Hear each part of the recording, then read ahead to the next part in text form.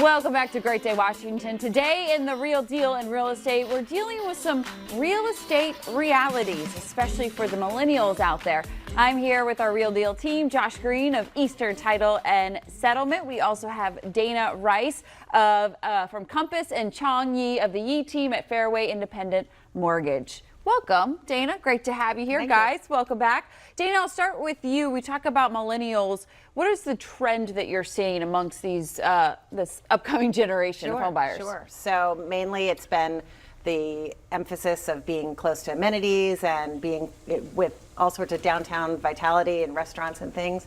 And as people get older, it happens. They're looking for more space, more closet space, maybe a yard or something. So that's really the trend, is just sort of opening and expanding the net that they're casting in terms of what they're interested in. Are you seeing that they're more hesitant when it comes, though, to making that big of a purchase? Well, it is a process that, you know, is a little bit intimidating because the rules of engagement are different in every marketplace. So right now we're in a very hot market in DC.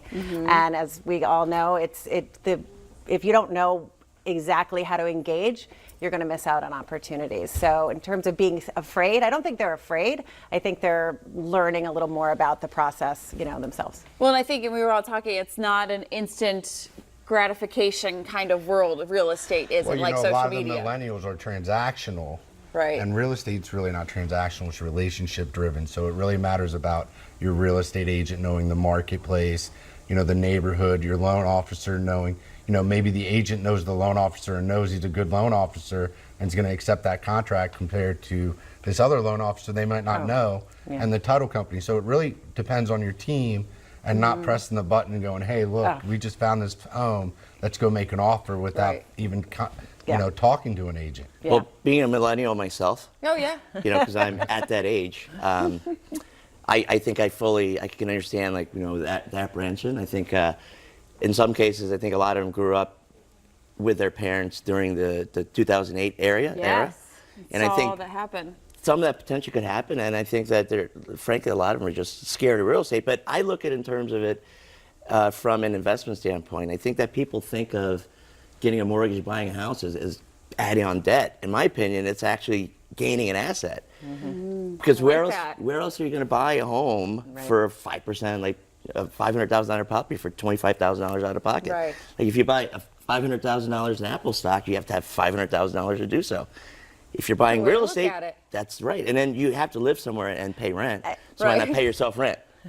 True. That's what my dad always said. Stop paying the other person. Pay yourself. That's true. It's true. Now, when it comes to the homes that are out there and they want to attract these millennial buyers, so Dana, what's some ways to really get the millennials interested in these older homes? Sure. Well, there's a real inventory crisis right now. There's not a lot of inventory. So even though it's a hot market and we're very busy, what's coming down to is there's just not enough inventory for these buyers. So that doesn't mean that you can just put your house on the market. In terms of attracting the buyers, it's more of a respect, because the buyers are judging you as soon as they walk through the door, and they're thinking, everybody watches the TV shows, you know, did they stage, did they clean up, did they remove their personal photos? So in terms of, you know, what's happening and how to prepare, the first thing I would say before you do anything is engage with an agent. And I know I'm an agent, but it really can matter, because you can work with somebody a year in advance and do small things, because if you're doing it alone,